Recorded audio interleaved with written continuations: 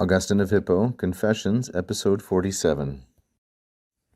Quod animad verti postmodum, clamanta te mihi per haec ipsa quae tribuis, intus et foris, nam tunc sugere nordram et adquiescere delectationibus, flaere autem offensiones carnis meae nihil amplius.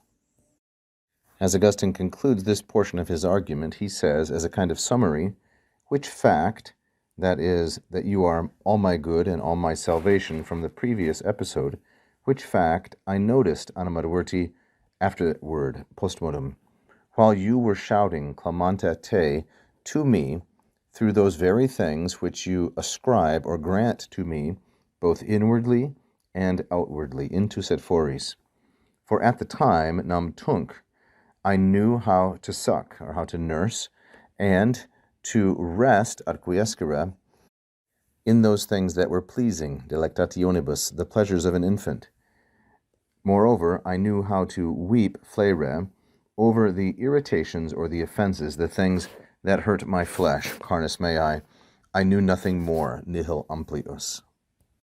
So there's a rough translation. Let's look now at some of the grammar. Which fact, this is neuter singular and accusative. It's summarizing what has come before that I've already described. I noticed, animad verti.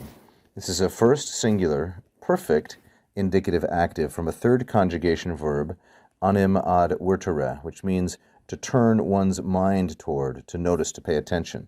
There's vertere and anima and ad, so to turn one's mind toward. Which thing I noticed afterward, postmodum, that's an adverb, while you were shouting, clamanta te. So this is masculine singular and ablative.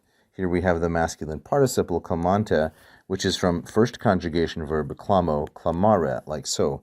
While you were shouting to me, masculine singular dative, through those very things, per haec ipsa, which you tribuis, which you allot or apportion to me, both inwardly and outwardly. So intus and foris, these are both adverbs. And Augustine is saying, through those very things that you give inwardly and outwardly, tribuis, I started to realize that you are all my good. Now comes the contrast. He says, then, or at the time, for at the time, sugere noram. So here we have the main verb noram, which is from nosco, noscere, and we have it here in the pluperfect. It is, in fact, noveram, syncopated. For at the time, I had known three things. Sugere, to suckle as an infant, adquiescere, to rest, and flaere, to weep or to cry.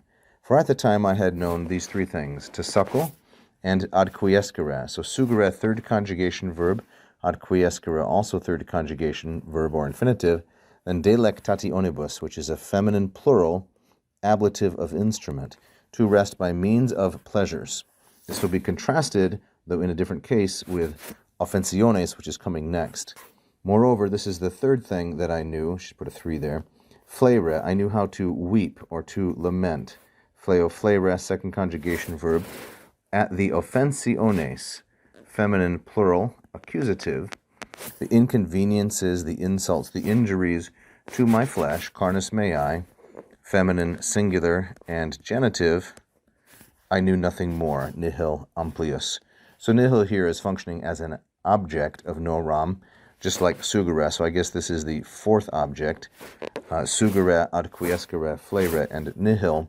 So although it is not declinable, it is a neuter singular accusative in sense, then with this comparative, neuter singular comparative adjective amplius going with it. I knew these four things, to suckle, to rest in pleasures, to weep over the harms to my flesh, and I knew nothing more. Thank you for watching. I hope you enjoyed that free lesson. Please like and subscribe, hit the bell. You can also become a patron at patreon.com/LatinPerDiem. And if you really loved it, you can leave a tip right here as a super fan. Thank you so much.